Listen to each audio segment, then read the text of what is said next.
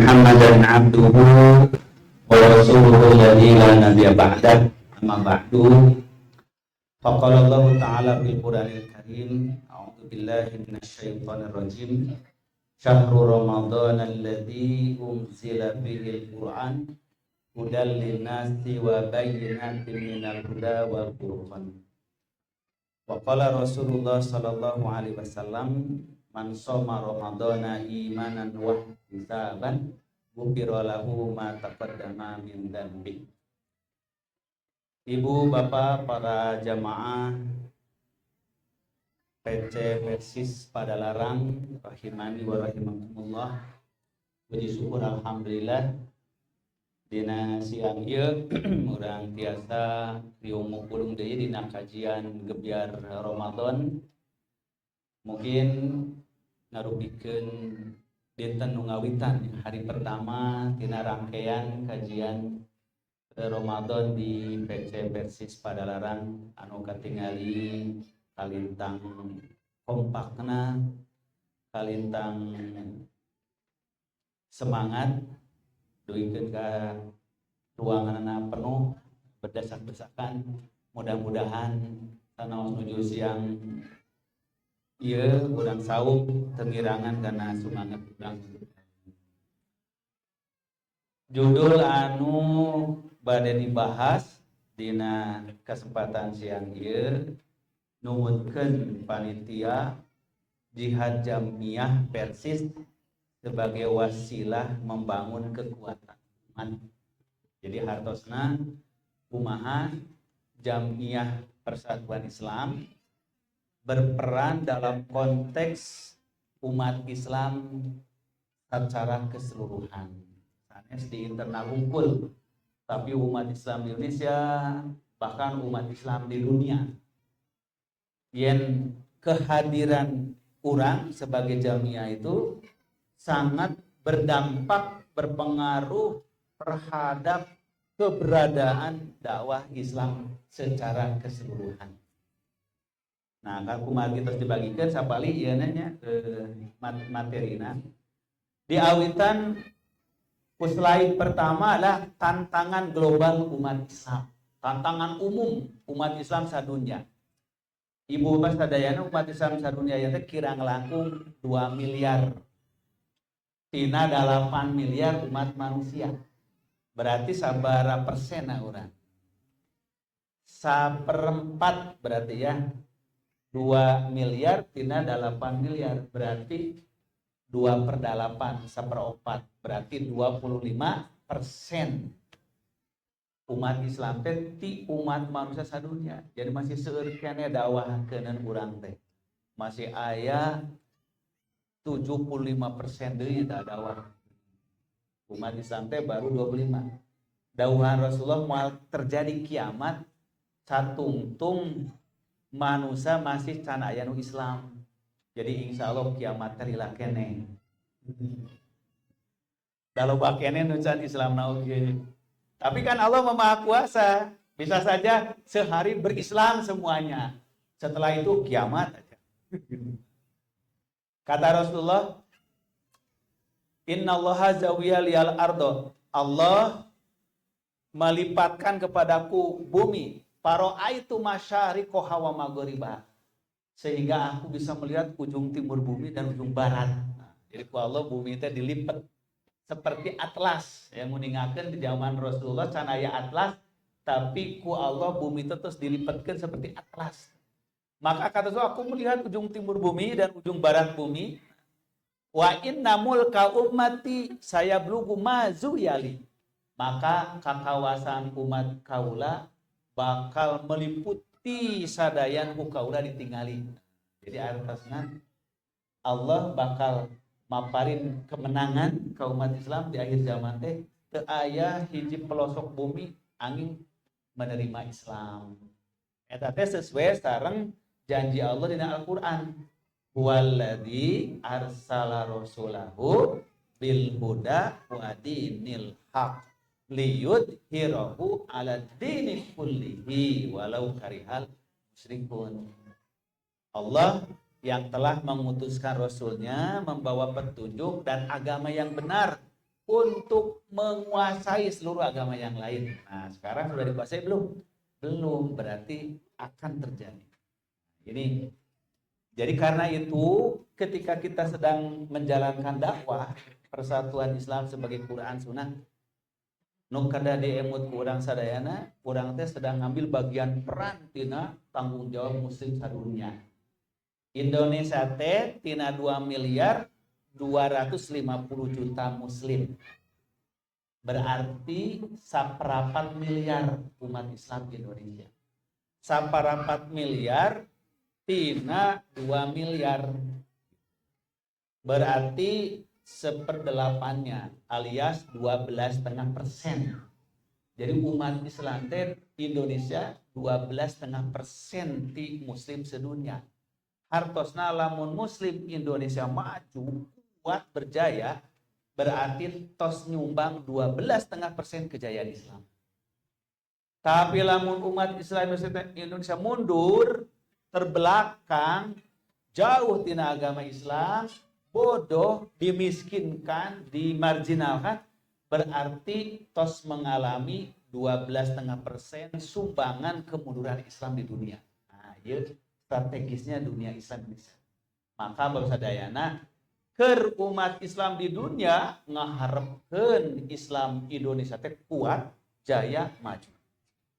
Akan memimpin peradaban dunia. Eta ke dunia Islam. Tapi ke dunia kafir, Indonesia teh dikhawatirkan. Sok sieun Indonesia teh bangkit kuat jaya. Jadi negara superpower Islam, memimpin dunia Islam. Itu teh kasieunana negara-negara kafir. Termasuk Barat, Eropa, Amerika, Rusia, China. Nah, mawi Indonesia teh dina sorotan dunia internasional. Lamun salah-salah mimpin Indonesia, terjerumus karena konflik seperti di Suriah, di Yordan, di Sudan, di Yaman, atau yang diharapkan dari dunia Islam teh saha diharapkan. Nah, ieu mawi peran strategis Islam Indonesia. Mawi urang teh nyepeng tanggal 8 nu ageng kangge kamajengan dunia Islam kapayeun. Upami Indonesia mengalami keterpurukan, itu akan terpuruk dunia Islam. Nah, urang teh mayunan tantangan global ayeuna teh hiji dekadensi moral, maka dirusaklah akhlak, moralitas, etika, adab generasi muda. Derasnya arus globalisasi, lemahnya literasi keagamaan, terjadi disorientasi atau penyalahan orientasi sosial politik, menurun solidaritas kebangsaan. Dalam konteks ini, peran organisasi kemasyarakatan Islam menjadi sangat penting sebagai wasilah, wasilah teh instrumen strategis untuk membangun kekuatan umat. Ini pentingnya orang berjamiah. Maka kulah riren-riren ngajak orang untuk bergabung dalam jamiah membangun kekuatan dakwah. Jamiah Persatuan Islam sebagai gerakan islah, nah islah artinya perbaikan, reformasi, tajdid, pemurnian, pembaharuan Islam, tanwir, pencerahan yang menekankan pemurnian ajaran Islam berdasarkan Quran dan Sunnah dengan manhaj yang jelas, manhaj Al-Quran dan As-Sunnah. Jihad jamiah menjadi konsep penting dalam tubuh Persis, sebuah orientasi perjuangan kolektif bersama, terstruktur, berkelanjutan untuk menegakkan agama, memajukan umat dengan cara damai, ilmiah, dan berperadaban. Maka di Jamiah Persatuan Islam mengemukakan, mengedepankan sifat damai, ilmiah, berperadaban. Gaya di versi karena tersatuju nuker ngawas dibubarkan, moal, ya. Geus teu usum nu kitu. Itu mah zaman baheula primitif. Ayeuna mah jalmi mun teu satuju berdialog, berdiskusi, berdebat. Nah, dalam konteks tantangan umat kontemporer, jihad jamiah bukan saja relevan atau sesuai, tapi menjadi kebutuhan mendesak sebagai wasilah membangun kekuatan umat. Nah, jadi jihad jamiah teh ngarupikeun kebutuhan bersama umat kangge ngamayunan tantangan global. Naon nu dimaksud jihad jamiah? Nah, pengertian jihad jamiah. Definisi jihad jamiah dalam Persis. Jihad jamiah lah perjuangan kolektif. Jihad kejuang, ai jamiah kan kolektif berjamaah.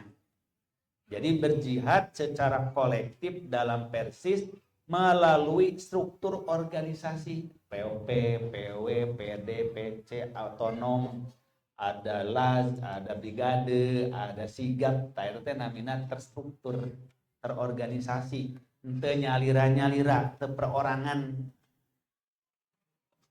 Kemudian dan perangkat kelembagaan dan seluruh potensi anggotanya untuk menegakkan ajaran Islam dan membangun kekuatan umat secara sistematis.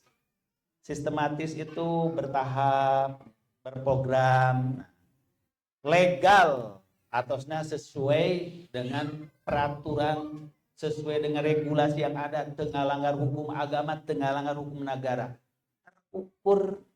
Terukur, makanya kita ada keanggotaan, ada program, ada musker, musca, musda, itu namanya terprogram, sistematis, terukur gitu. Ia bukan kegiatan sporadis, aktivitas sporadis. Aktivitas sporadis itu harusnya kegiatan anu tidak terorganisir, paburencai sporadis teh. Tapi gerakan yang terorganisir, tandim. Nah, cirinya jihad jamiah tandim, teratur, tersusun, terorganisir. Yang kedua, berbasis ilmu, tafakuh fiddin. Nah, maka apa yang diajarkan dasarnya jelas. Qurannya, hadisnya, syarah para ulamanya, mufasirnya, muhadisin. Nah. Kemudian berorientasi maslahat kangge kamaslahatan umat, sanes kangge kepentingan pribadi, kangge kepentingan kelompok golongan, tapi umat, maslahatul amah. Yang keempat, berprinsip hikmah, kebijaksanaan dalam dakwah dan advokasi, pembelaan, perlindungan. Nah, ya pengertosan jihad jamiah. Anu salajengna, nah landasan syariat tentang jihad jamiah, naon landasanana Ustaz ayat jihad jamiah teh? Hiji dawuhan Allah dina surah Al-Hujurat ayat 15. Naon bunyina, naon rengkolna ayat Al-Hujurat 15 teh? Innamal mu'minuna alladzina amanu billahi wa rasulihi summa lam yartabu wa jahadu bi amwalihim wa anfusihim fi sabilillah ulaika humus shodiqun. Dawuhan Allah, innamal mu'minun, hanyalah yang disebut orang mukmin itu alladzina amanu billah wa rasulihi, anu iman ka Allah, iman ka Rasul, walam yartabu, sarta teu pernah ragu-ragu, cangcaya tidak pernah, melainkan mantap yakin iman teh. Wajahadu, teruslah berjuang berjihad biamwalihim wa anfusihim, dengan harta benda dan jiwa mereka. Ulaika humus shodiqun, itulah mereka yang sebenar-benar beriman. Nah, jadi ciri orang beriman yang sesungguhnya, yang jujur di hadapan Allah, iman kepada Allah, kepada Rasul, dan tidak pernah ragu-ragu untuk berjihad. Maka yang masih ragu-ragu dalam berjihad, ongkoh iman tapi ragu-ragu bener teu ku Allah dibalas jihad urang teh. Nah, itu masih yartabu, masih ragu-ragu. Teu acan kalebet shodiqun, orang-orang yang benar-benar. Maka jihad jamiah itu mewujudkan iman shodiqun, orang-orang yang sebenarnya.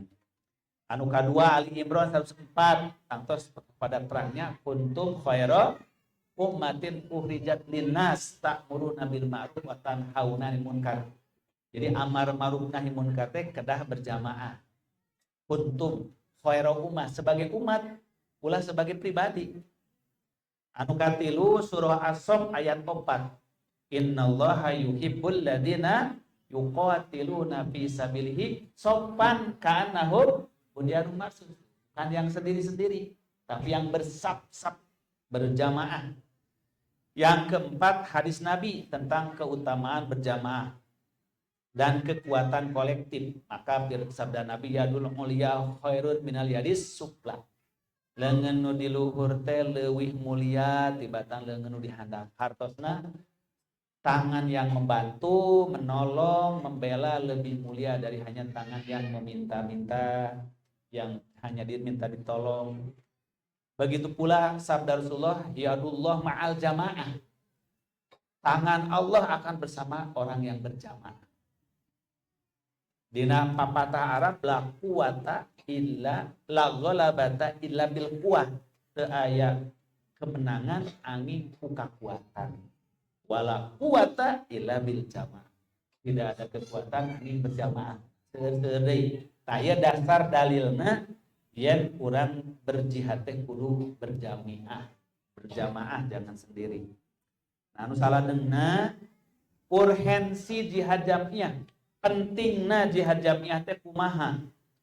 Kenapa harus berjamiah kolektif teu nyalira-nyalira usad hiji membangun kesadaran kolektif umat.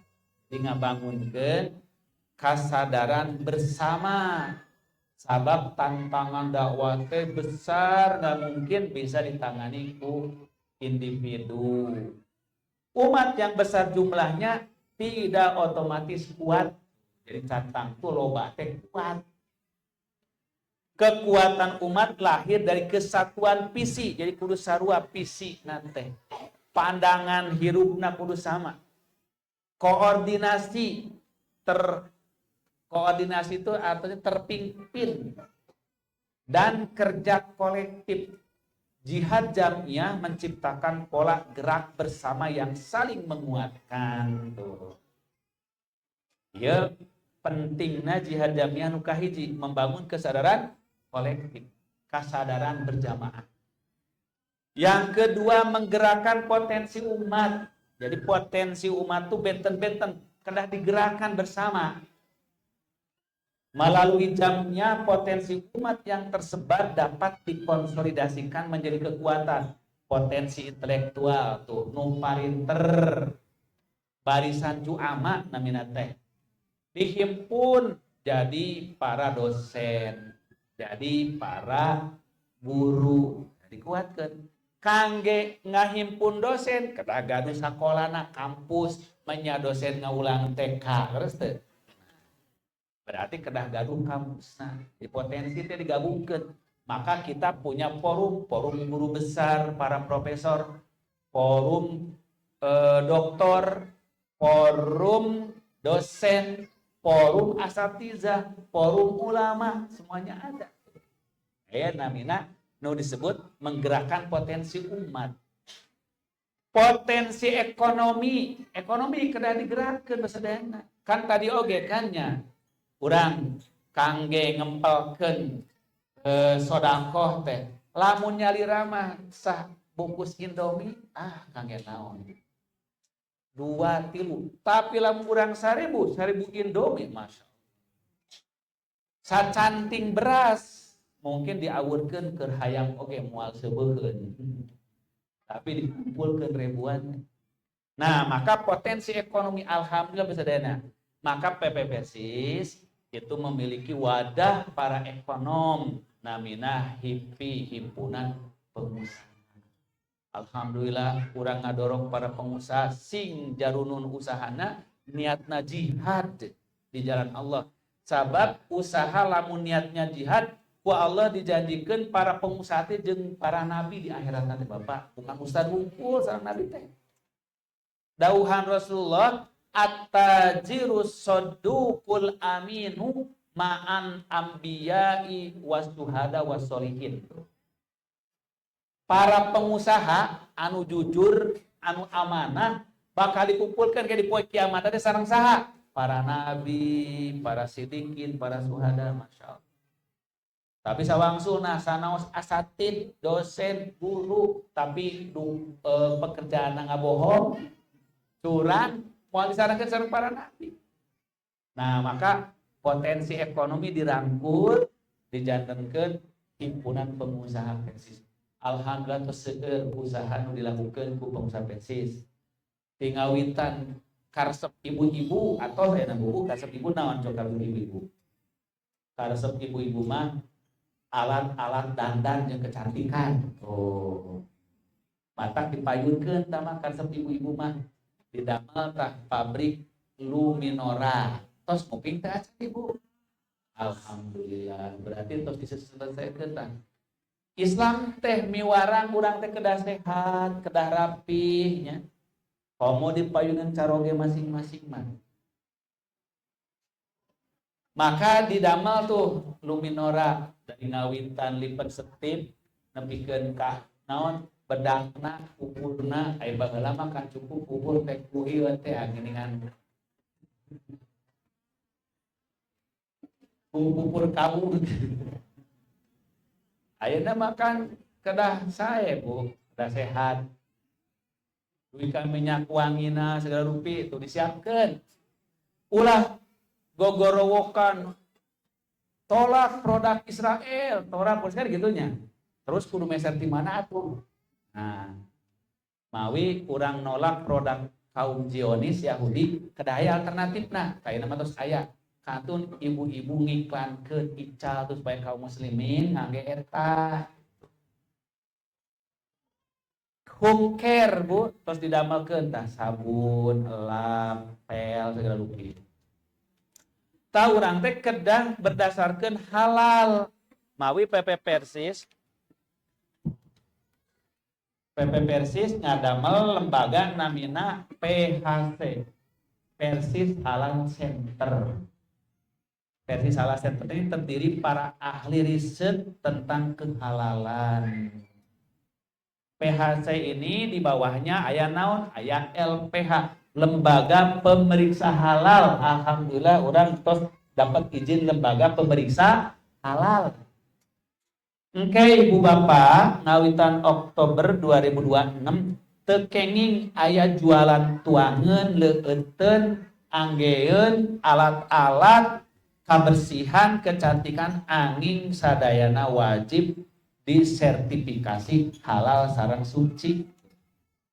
Ayeuna mah masih sifat himbauan tadi kedua ke Oktober. Eta teh di 2016 atau 10 tahun dikasih toleransi. Ge mah teu tiasa. Jualan naon wae anu sifatnya diproduksi massal kedah aya sertifikat. Ngan pamarentah aya kebijakan arikeun pengusaha alit mah teu kedah mayar dibayarkeun ku pamarentah. Alhamdulillah. Ibu Pamina Persisti ngadamel komunitas bisnis memproduksi combro spesial. Munuang combro eta mah langsung soleh. Itu combro spesial lamun aya combro nu kitu laku pasti Bu. Ibu-ibu, bapak-bapak nu urang kalina narakal teh antri tah. Ieu ngandung naon di leupeutnya aya combro soleh sagala. Tah diproduksi massal budi ical ka pasar ke mah teu kenging kedah aya mana bukti halalna. Tah ieu teh bukti cintanya negara ka rakyat urang Islam Indonesia. Jangan sampai ngaku muslim tapi tuangeunna haram. Padahal masalah nu penting dina agama teh masalah tuang leueut ulah haram. Rajin salat, rajin puasa, tuangeunna haram, barang anggeanana haram mau ditampik ku Allah. Ayeuna mah kan urang ngeri babe sadanya Bandung teh kota wisata, kota kuliner. Naon terjadina? Orang muslimah berjilbab jualanana ternyata basona babi. Nauzubillah min dzalik. Itu terjadi. Matang kemah moal sambarangan tukang baso, tukang cireng, tukang naon wae dipariksa mana halal. Atuh usaha meuni ribet kudu daftar. Teu kudu ribet dan dibayar ke pemerintah. UMKM munu mayar lamun boga pabrikna gede. Karyawanna loba, nama jadi perusahaan, jadi PT, kare kita mah kudu mayar.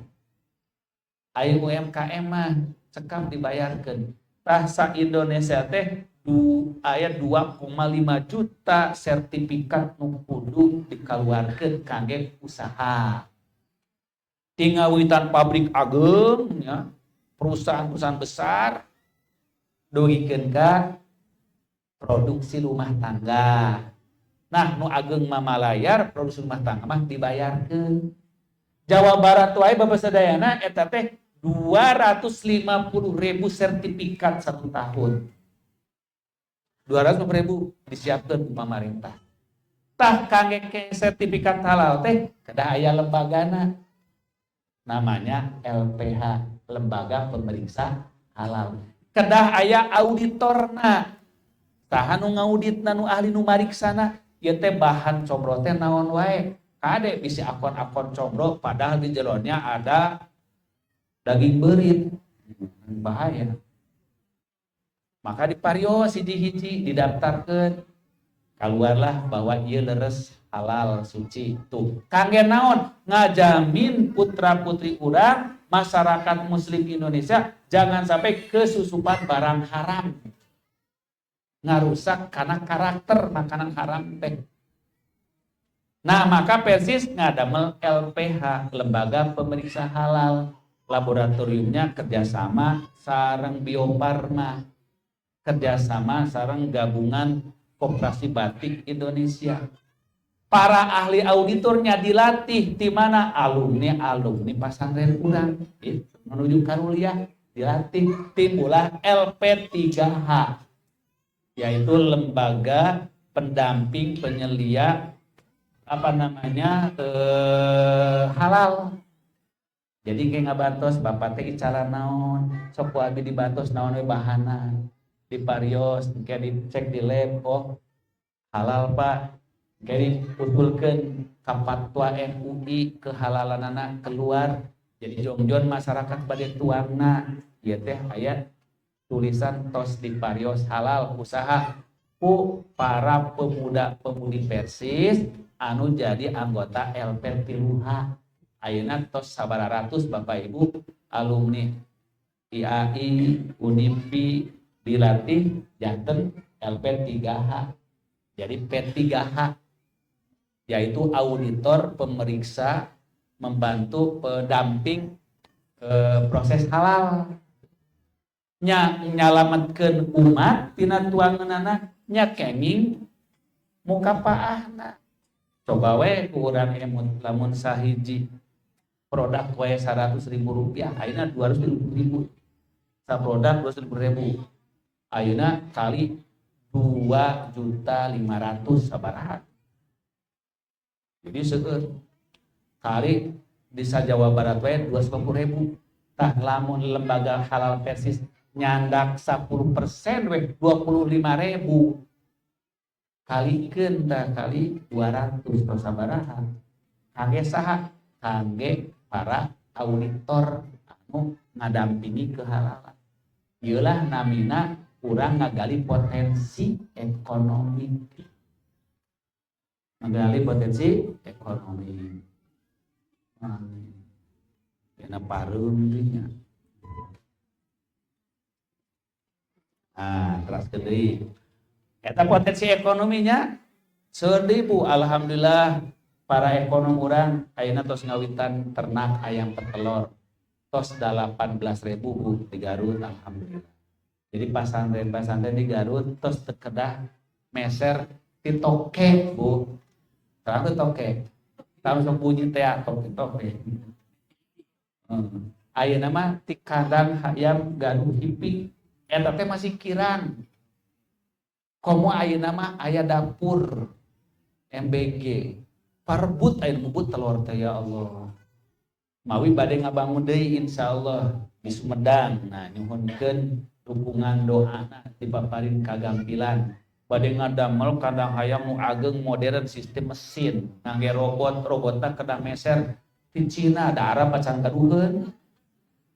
Kapaksa we ti Cina da Arab can gaduheun can bisa nyieun. Robot anu bisa anu memelihara hayam ti mimiti makan marabannya. Oh iya.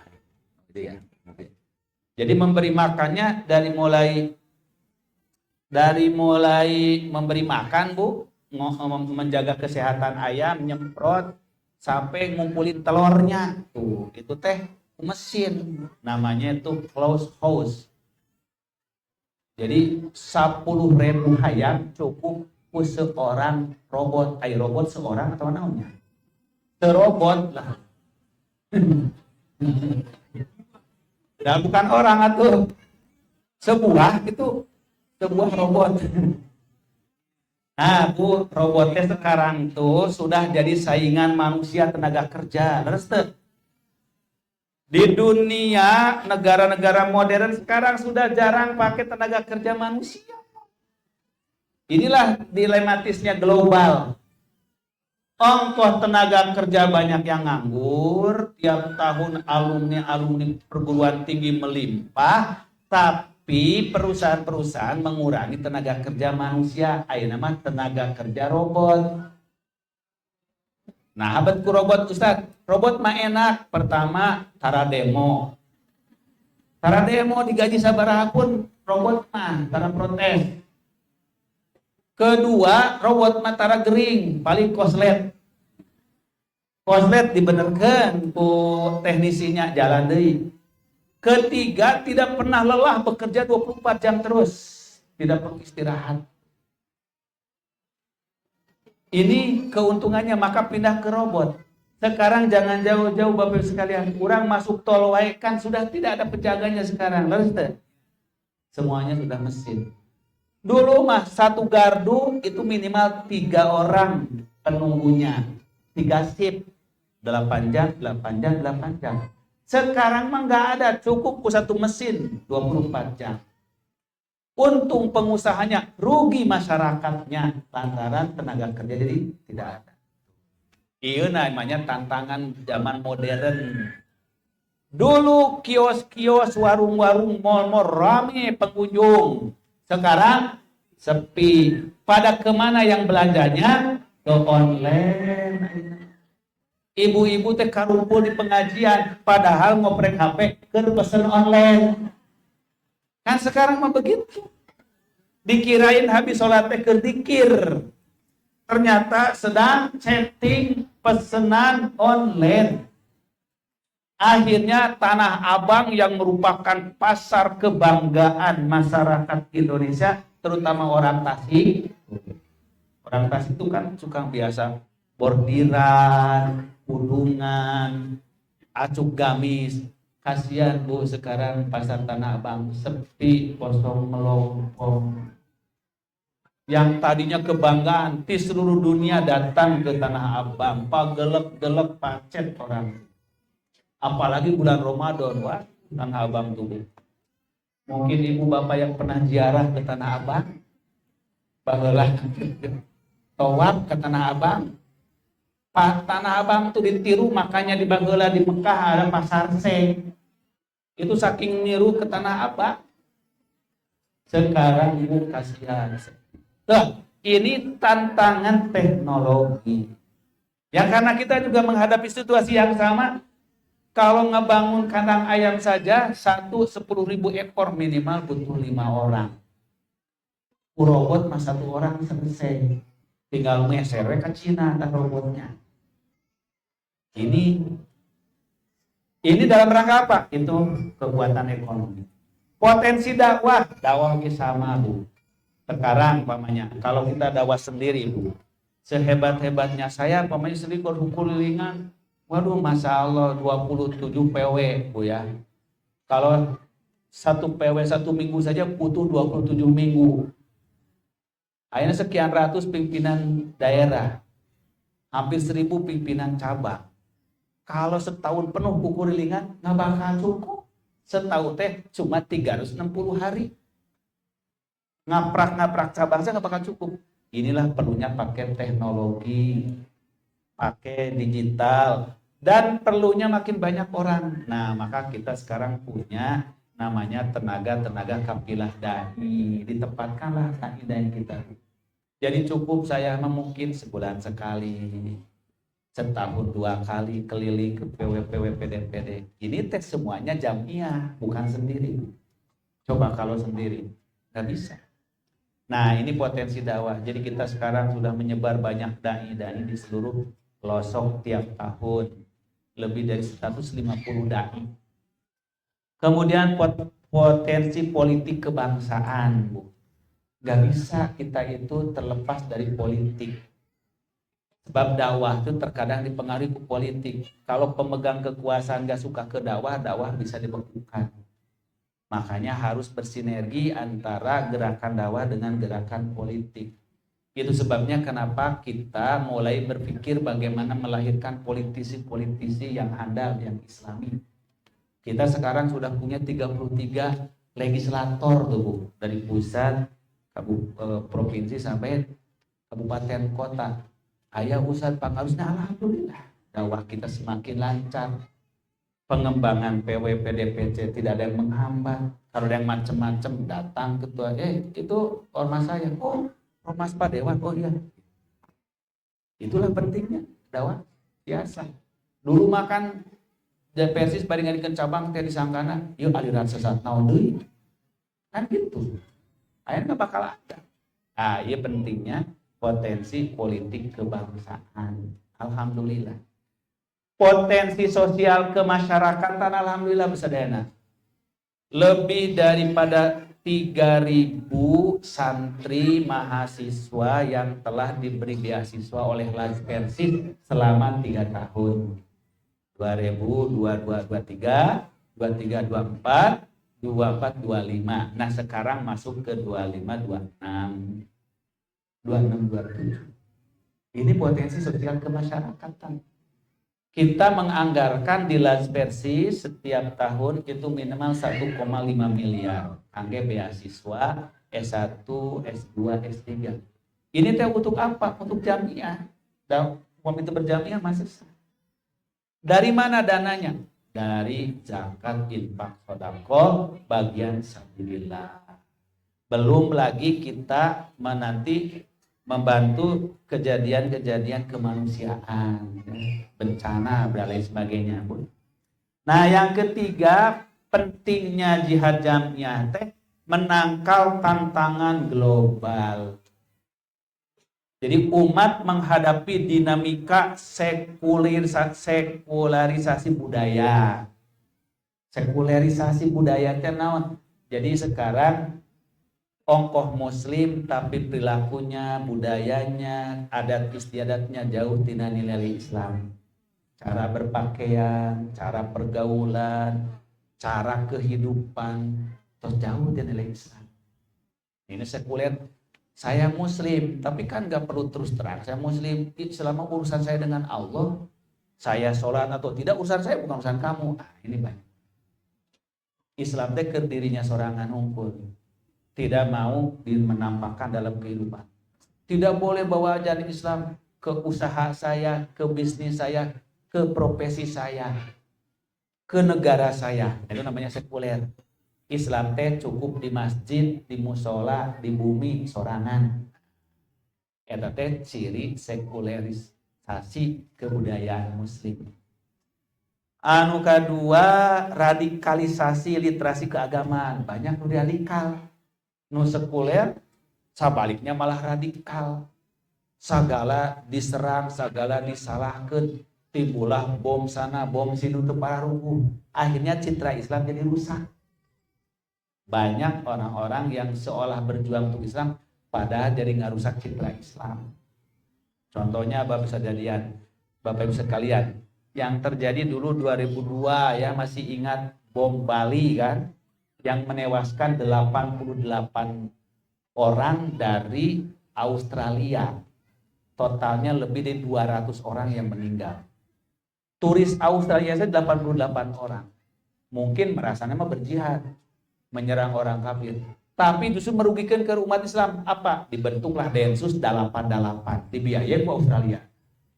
Akhirnya Ustadz ke ngaji ditangkepin, nu teu salah dituduh teroris. Inilah akibat cara berdakwah menggunakan cara radikal.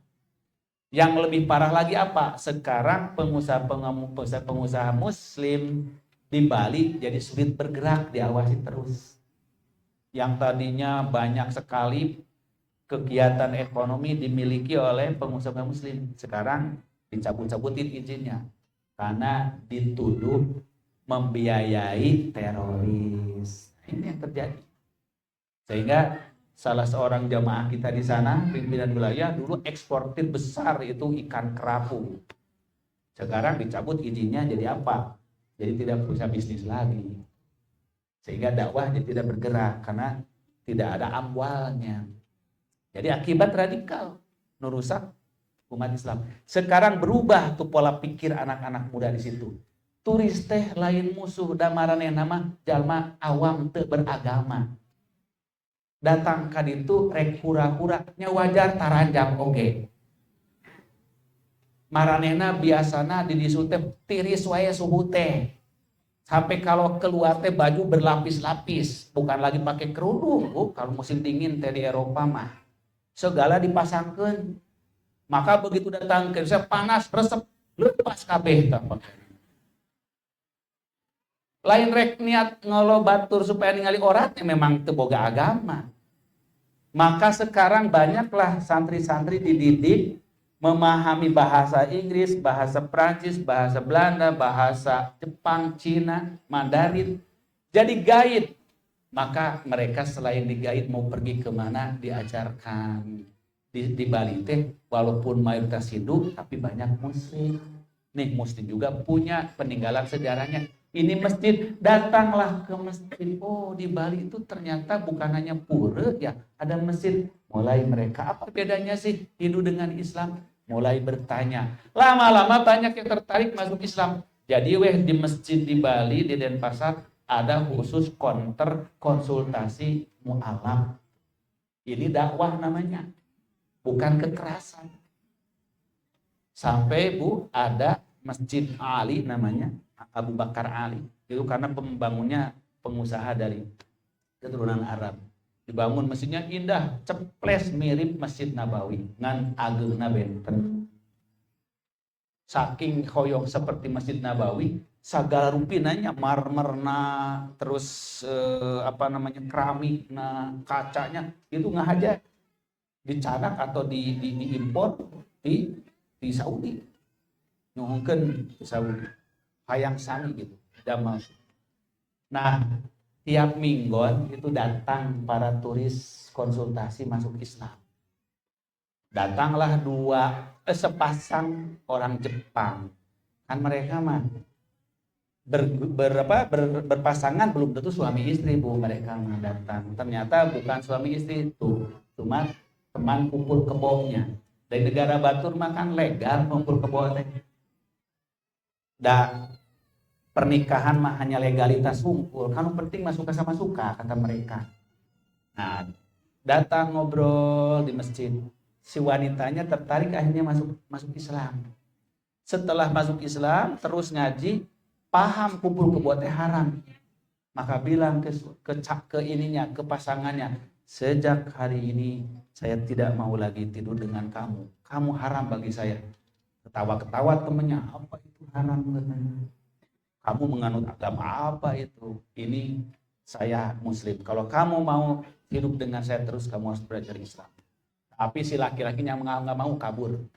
Akhirnya si wanita Jepang ini, Bu, minta dinikahi sama ustadznya. Nah, ini yang jadi bingung ustadznya. Aduh, kata si ustadznya. Kalau saya mah mau, cuma istri saya gimana? Qadarullah istri natenya rela, nggak apa-apa lah. Abi demi dakwah saya rela, ini solehah pisan Pak. Akhirnya dinikah, Bu, sama si pengurus masjid tuh. Dicandak ke Jepang, ternyata jami kaya raya, Masya Allah. Saking dia takut lepas lagi tina agamanya si wanita. Inilah dakwah, bukan radikal-radikul, bom sana bom sini. Sekarang orang kafir di bom bari maranina jahiliyah teu ngarti Islam. Kan teu nambah kemanfaatan. Tapi nalika maranehna dibimbing digaid pemuda-pemuda Islam, pemudi-pemudi Islam. Kenapa kamu ribet-ribet? Saya aja di sini buka baju, kamu malah pakai jilbab. Nah, diterangin. Hanya tertarik pakai jilbab juga tuh orang-orang turis Nusara Darar Islam. Inilah Islam itu pintu dakwahnya banyak. Nah, maka tadi literasi keagamaan kurang teh awam. Ekonomi kapitalistik dikuasai ekonomi modal ku kaum oligarki, tekanan geopolitik dunia. Nah, jadi geopolitik teh ilmu tentang pengaruh geografi terhadap politik. Contohnya Indonesia, Bapak Ibu. Indonesia itu terletak di geografisnya sangat strategis, kaya sumber daya alamnya, penduduknya banyak, berpulau-pulau, potensinya macam-macam ada. Eta teh janten incara negara-negara nusanes kabeh hayang menguasai Indonesia. Nah, jadilah mempengaruhi karena nilai keamanan Indonesia banyak provokasi supaya Indonesia teh pecah. Namun pecah di negara-negara kecil dikuasai itu seperti lepasnya Timur, akhirnya jadi dikuasai negara-negara asing. Banyak nu menginginkan Papua lepas karena di dalamnya terkandung gunung emas. Banyak yang menginginkan Riau lepas dari Indonesia karena di dalamnya gas dan minyak tanah. Banyak yang menginginkan Aceh lepas karena di dalamnya sumber daya alam. Begitu. Jadi kekayaan alam teh menjadikan kerentanan letak geografis. Negeri-negeri muslim teh jadi incaran negara-negara kafir lantaran baleunghar alamna. Tapi relatif barodo jalmana gitu. Akhirnya jadi incaran. Termasuk gajah teh diparebutkeun lain semata-mata gajahnya, tapi di dalamnya itu tersimpan kekayaan cadangan alam yang dahsyat. Makanya tidak akan dilepas. Sampai nanti Allah memberi kemenangan. Siapa yang akan dimenangkan Allah wallahu alam? Apakah Zionisnya terus atau ini? Nah, Bapak sadianya, inilah pentingnya jihad jamiah, tidak bisa jihad pribadi. Maka peran strategis jihad jamiah di bidang apa saja kita harus berjihad jamiah. Satu, bidang tarbiyah. Ini kita harus memperkuat pendidikan kita, perkuat kurikulum berbasis Quran Sunnah. Alhamdulillah, tarbiyah kita sudah selesai menyusun kurikulum terbaru untuk tingkat diniyah, ibtidaiyah dan sanawiyah. Nah, nanti tingkat mualliminnya akan segera diluncur. Tahun ini sudah selesai semua tingkat sanawiyah ke bawah. Jadi kalau dulu mah Bapak sekalian, filosofi kita buka sekolah teh peribahasanya nu penting urang boga. Yang penting kita punya, dulu mah gitu. Makanya orang tua kita nggak berpikir bagaimana kualitasnya, bagaimana sarananya kudu bagus. Tidak perlulah, yang penting punya dulu. Ustadznya sudah ada, muridnya ada, militan yang kuat pasti sukses gitu dulu mah. Maka filosofinya juga yang penting kita punya sekolah. Sehingga ada kalanya hanya punya 100 meter di dalam gang dibangun sekolah. Begitu ke 10 tahun sekarang mau direnovasi susah, ada heureun. Nah, karena dulu filosofinya asal boga.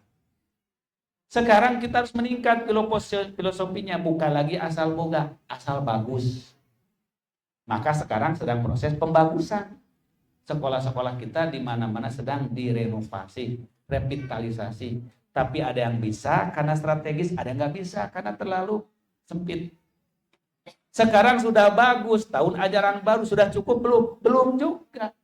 Sekarang tidak cukup bagus saja, tapi berkualitas apa tidak? Berdaya saing atau tidak? Banyak sekolah-sekolah gedungnya bagus, kosong, melongkong, nggak ada murid sampai mau dijual. Karena nggak punya murid sampai di merger, karena nggak punya murid. Ternyata bagus saja belum cukup. Sekarang harus berkualitas, daya saing, unggul. Apa sih keunggulan sekolah? Pasti orang ngejar, Bu. Inilah sekarang tantangannya. Maka ini pentingnya strategi dakwah jamiah membangun kekuatan di bidang pendidikan, membangun karakter ilmiah, mencetak generasi ulama yang cendekia, memperluas akses pendidikan berkualitas. Bidang dakwah tadi sudah dijelaskan, bidang ekonomi telah dijelaskan juga tadi. Kemudian bidang sosial kemanusiaan, jihad jamiah hadir dalam respon bencana. Tuh, maka ada timbul apa? Respon versi. Alhamdulillah umat merasakan manfaatnya, ada siga Bu ya. Tiap ada bencana di mana hadir respon persis. Tidak pilah-pilah, oh itu bukan jamaah kita, jangan ditolong, enggak begitu. Semua umat kita tolong. Yang kena bencana mah, jangankan sesama muslim, binatang pun harus ditolong kena musibah amat. Maka Persis hadir di Sumatera Barat, Sumatera Utara, Aceh yang kena gempa. Alhamdulillah kita sedang punya proyek membangun 100 huntara. Satu huntaranya 15 sampai 20 juta. Jadi kurang lebih 1,5 sampai 2 miliar kita sudah gelontorkan. Untuk apa? Untuk membangun. Sangat berterima kasih. Akhirnya mereka ingin tahu apa sih Persis itu. Kenapa kami nggak diajari?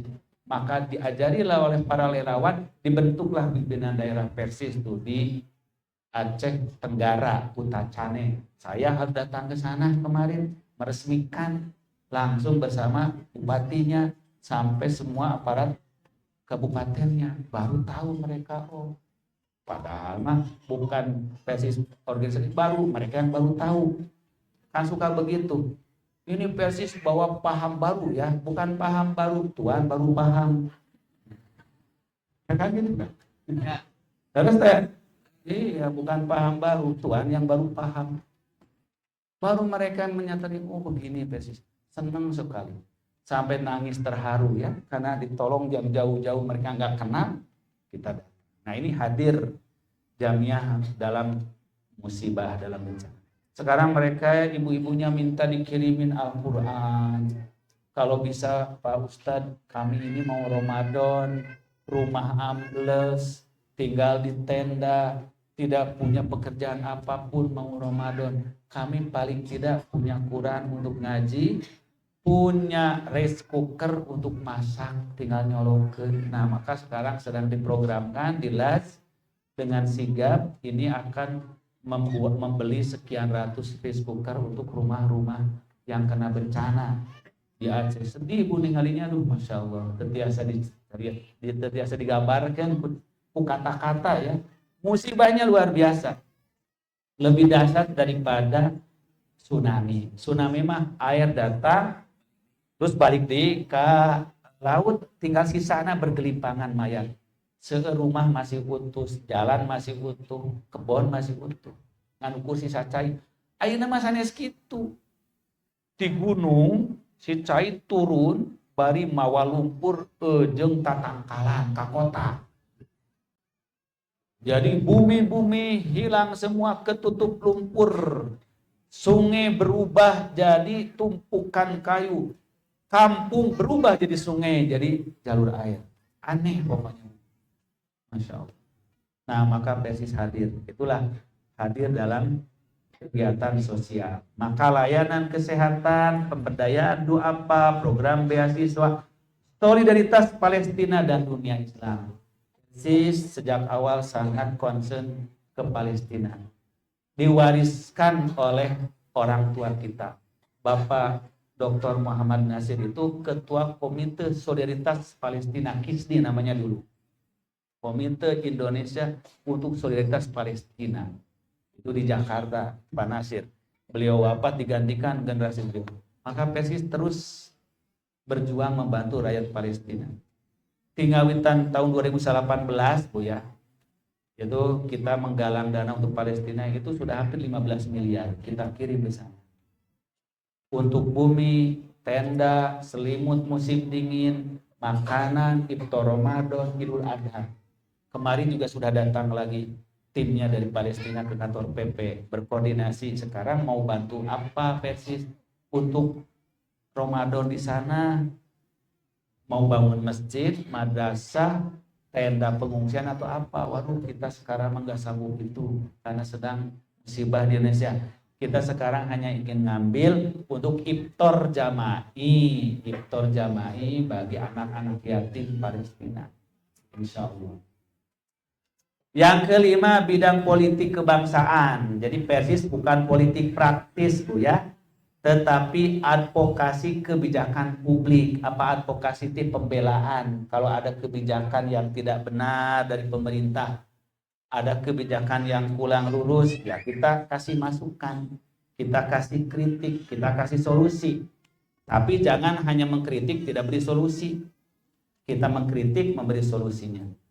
Kita mengadakan pendidikan politik, beretika, menjaga keutuhan NKRI, perjuangan nilai keadilan dan kesetaraan. Maka kita, ibu-ibu sekalian, bapak-bapak sekalian, merespon kalau program itu bagus untuk kepentingan Jamiyah. Kalau tidak bagus, kita tidak bisa nolak, paling tidak bagaimana kita menjadikan peluang untuk dakwah, kan gitu. Tidak bisa kita sekarang gini, ada 10 kebijakan buruk semua, nggak mungkin. Pasti dari 10 teh aya nu alus hiji mah. Nah, dalam dakwah mah bagaimana mengambil kebijakan yang bagus satu untuk mengalahkan 9 kebijakan yang buruk. Nah, itu dakwah. Kalau yang bukan dakwah mah ada 10 kebaikan, 1 keburukan diuyak-uyak terus. Nah, itu bukan dakwah. Aidina dakwah mah kalau ada 10 keburukan, 1 kebaikan, ambil 1 kebaikan untuk mengalahkan 10 keburukan. Itfa billati hiya ahsan, itu kaidahnya. Nah, ya dina bab politik. Begitu pula kita dalam bersiasah. Mungkin banyak nilai negatif tina MBG. Itu betul, banyak sekali negatif. Tapi nggak mungkin orang nolak, karena bukan kewenangan kita, bukan partai politik, nu bisa nolak mah DPR, partai kan. Tapi kita ambil positifnya. Tina 10 keburukan ada kebaikan, nilai pendidikan, akhlak, etika makan anak-anak, kebersamaan, dan nilai ekonomi. Maka di tempat lain mah MBG itu Bapak sekalian dikeluhkan banyak mubadirnya, dibuang kumurang kalinya. Tapi MBG nu dibangun ku Persis mah sawangsuna digandrungi ku santri tuh. Malah rindu cenah pere teh tekenging MBG. Jadi ulah ninggalin nu buruknya, ninggalin urang nu alusna. Di pesantren 50 Ciputri anggaranna 10.000, didamelkeunna 11.000, kan gitu urang mah. Da dakwah. Ari batur mah anggaran 10.000 dipakai 5.000, atuh puguh cekak. Nah, jadi urang itu cara bersiasah dakwah. Ulah kabawa arus kujalmi anu hanya membangun isu buruk tapi tidak bersolusi. Kita beri solusi. Maka kumaha caranya, bagaimana caranya agar santri-santri kita mendapat MBG-nya yang bagus. Jangan dari orang lain. Karena kita ini bukan pemilik kebijakan, tapi penerima kebijakan. Gimana agar kebijakannya manfaat? Maka kita diberi jatah 100 MBG di pesantren. Besok akan MOU sama BGN, PP Persis, di Kawitan Ciganitri, terus beroperasi tubuh Ciganitri. Daripada ku Batur, terus di Kawitan di Ciputri, di Kawitan nanti di Ciamis, di Pamengpeuk, terus minimal targetkan 50. Nanti santrinya jadi kirang, biaya jajan sareng asramana. Ranca Bogor, Lampung Tipayun tubuh. Taroskeun ka Ibu Haja Euis ya, ketua pimpinan Persis istri. Manfaatnya luar biasa dikelola dengan bagus, man. Bayangkan sekelilingnya di Ranca Bogor, Bu ya. Di Tarogong patani anu wortelna, anu kentangna, anu tomatnya, cabena, sadayana kapeser ku pasantren. Tiap hari dipasak. Ibu-ibu tukang dagang di kantinnya direkrut sadayana putra-putrinya jadi karyawan, 50 orang satu MBG, satu dapur. Lamun salami ieu mangan kur dikasih muka bahasa ilena tina kantin ayeuna makan standar UMR. UMKM. Ya lah telah UMR. Apa namanya? Upah minimum regional ya. Jadi gitu Bu. Jadi ketika kita kelola dengan bagus jadi potensi. Tapi kalau kita menyikapinya dengan buruk jadi buruk juga. Inilah strategi Jamiyah dalam bidang sosial, politik, kebangsaan. Yang keenam bidang infokom teknologi. Nah, transformasi digital Jamiyah. Media dakwah profesional, literasi digital anti hoax, penguatan kehumasan dan branding Jamiyah. Maka alhamdulillah sekarang di Jamiyah itu ada bidang baru namanya bidang infokom, informasi dan komunikasi. Mengontrol bagaimana cara media sosial di Jamiah khususnya, di Muslim umumnya. Media sosial teh Bapak Ibu sekarang mah jadi alat propaganda untuk memecah belah bangsa. Ibu lihat sekarang yang paling baru ini adalah mana? Adalah Iran. Iran teh negara Islam yang paling kuat, paling solid karena sistem imamah. Jadi imam teh suci, nggak boleh diprotes. Tapi dengan kekuatan medsos, rakyat Iran diprovokasi gitu. Kumaha cara provokasi teh gampang, orang mah diprovokasi. Sina susah heula ekonomina pasti ribut jalma. Betul enggak? Nu satia nu taat ge geus hese dahar mah berontak. Itulah strategi musuh rek ngancur ke negeri Islam teh disulitkan dulu ekonominya. Maka direkayasa oleh Amerika supaya dolar mahal setinggi langit itu di Iran. Diembargo lah ekonominya, kesulitan dia menjual produknya. Maka $1 1.600.000 bayangkan. Kita mah 16.000, dia mah 1.600.000. Ngoceak rakyat, berteriak.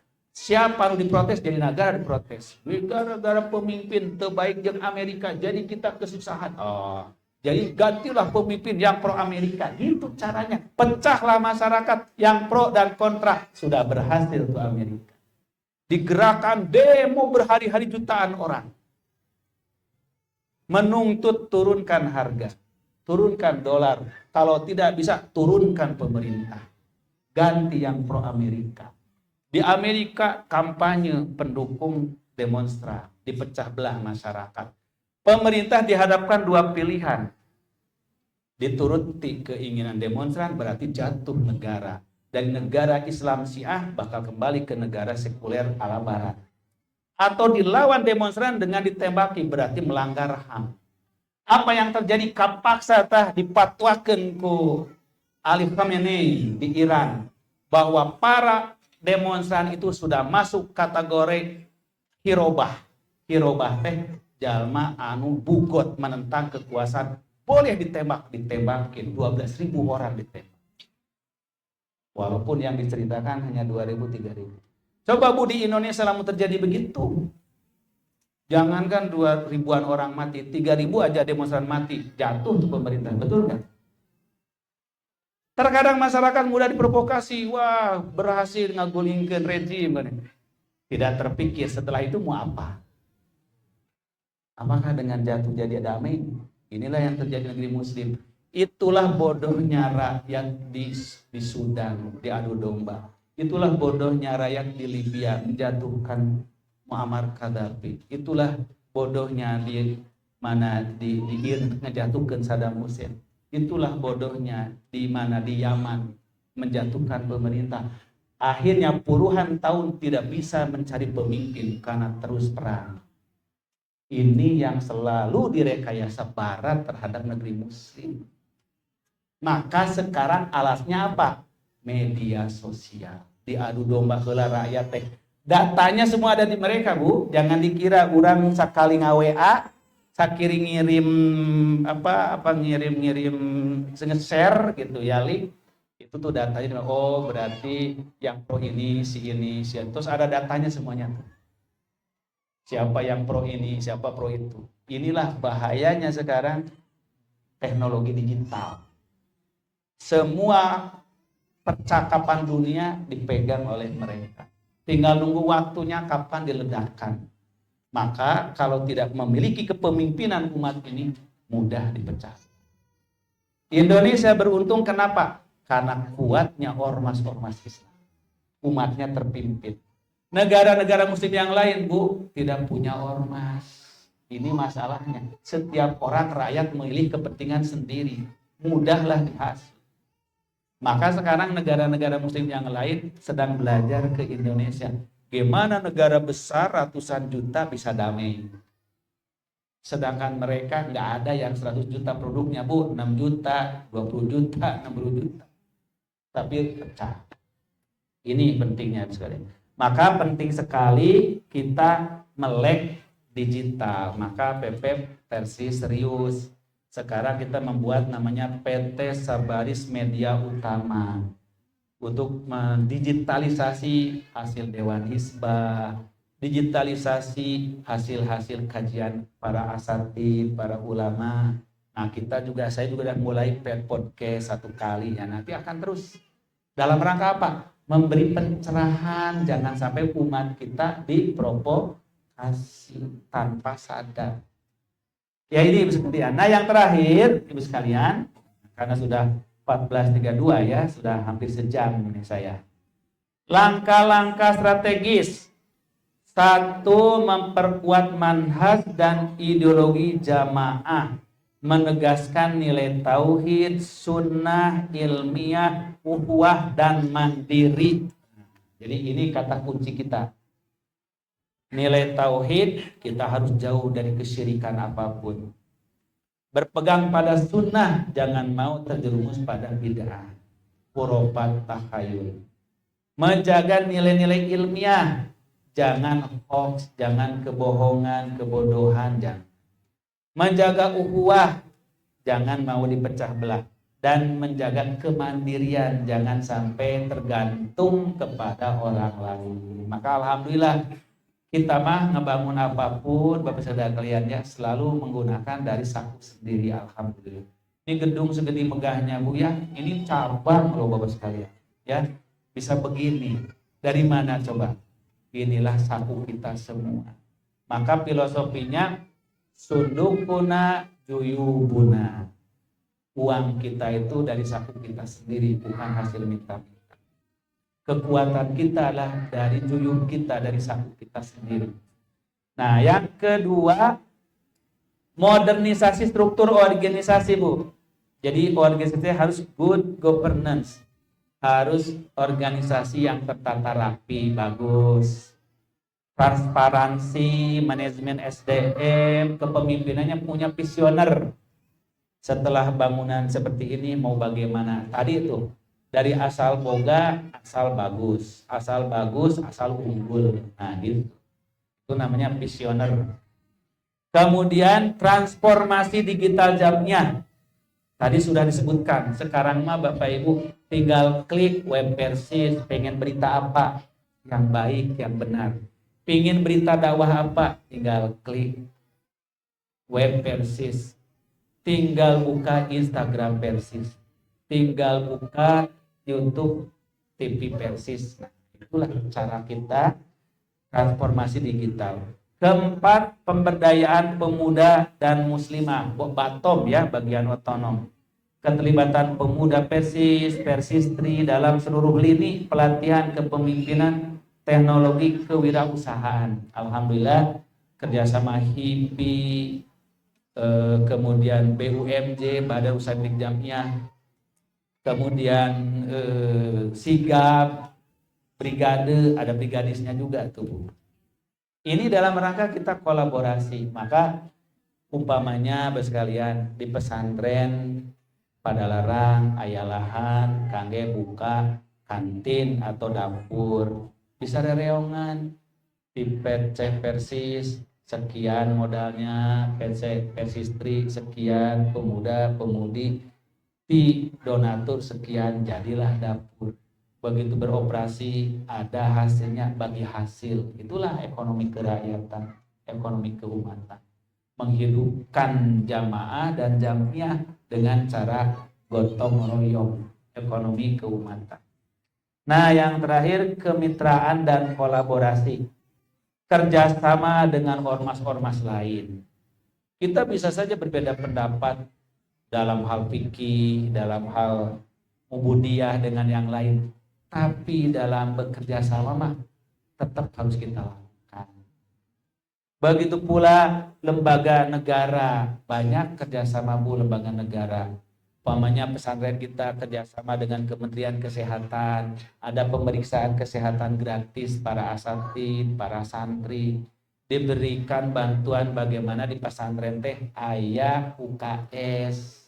Bahkan kalau punya SDM-nya bisa punya klinik. Beberapa pesantren alhamdulillah sudah klinik Bu. Bahkan sekarang pimpinan daerah Kabupaten Tasikmalaya sedang merancang punya rumah sakit. Tapi karena itu program PP, ya nanti PP lah yang ini. Nah inilah semuanya. Tidak mungkin kalau sendirian, Bu. Kerjasama, lintas ormas, lintas institusi, negara maparinan hibah tanahnya, pengusaha donatur investasinya, jamiah mengelolana, jamaah nanti nungagena, kan gitu. Nah inilah berkolaborasi. Begitu pula pesantren, kampus, dan dunia usaha. Inilah ibu bapak sekalian, garis besarnya gerakan jihad jamiah untuk membangun kekuatan umat. Kalau kita berhasil, berarti kita berhasil membangun kekuatan. Kalau kita tidak berhasil, berarti kita ikut melemahkan kekuatan umat. Oleh karena itu, tugas tanggung jawab dakwah kita sangat besar. Mudah-mudahan kehadiran Bapak sekalian di sini ini bagian dari wujud kita semua, bagian dari muslim yang ikut bertanggung jawab masa depan Islam, sehingga dicatat ku Allah sebagai bagian barisan mujahidin fisabilillah. Amin ya rabbal alamin. Barangkali demikian Bapak sekalian yang dapat saya sampaikan. Semoga ada waktu untuk interaktif apabila ada hal-hal yang ingin lebih dalam ditanyakan. Kami persilahkan. Terima kasih.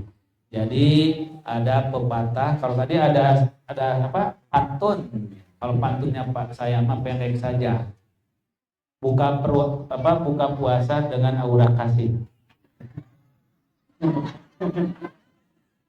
Rupanya cukup sekian, terima kasih.